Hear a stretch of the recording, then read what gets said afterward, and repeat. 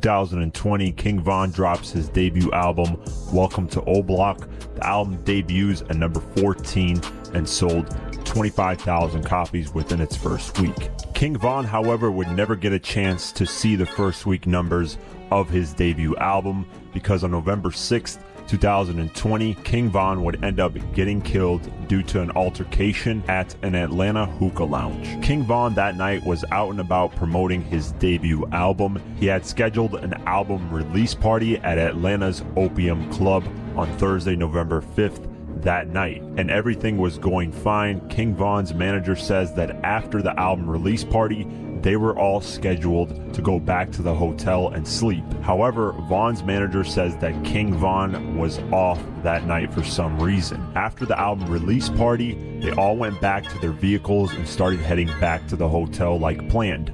But King Von's manager says that King Von decided randomly to take a different turn and go to an after-party club. Von hopped in his security bulletproof truck with two other people and the driver and randomly decided to go to that after-party club.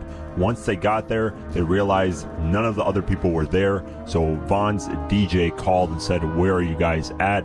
And that's when they realized that Von decided to go into an after-party club and not go back to the hotel. So after King Von's team finally came to the after-party club where King Von was at, they said that King Von was staying in his bulletproof truck for 30 to 35 minutes, not going into the club at all. King Von's friends decided to go back into their vehicles because it was really cold out that night and they were wondering, what is King Von doing?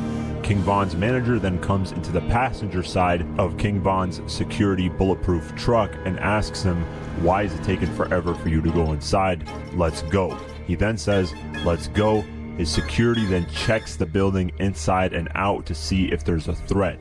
Now, King Von's manager says that they couldn't bring in guns to the club because it's a security risk, so all the security and everyone else who had weapons had to put it back in the vehicle. Von's manager says that one of King Von's friends came to the driver's side of King Von's vehicle and told King Von that Quando Rondo pulled up to the Atlanta after-party club, and he said that Quando Rondo was essentially lacking, meaning he didn't have anyone around him. It was just Quando Rondo and a driver. And Von's manager says that right when King Von heard that, he immediately got out the car and went at Quando Rondo and started fighting him. And everyone at this time was genuinely confused at what was going on.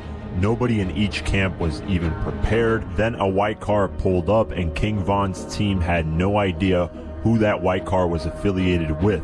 Out the car came Lil Tim, which was Quando Rondo's friend. He comes from the backside of King Von and shoots him multiple times. King Von's manager says that Lil Tim let off 5 to 6 shots. 2 of the bullets hit King Von. 1 hit him in the torso, 1 hit him in the thigh.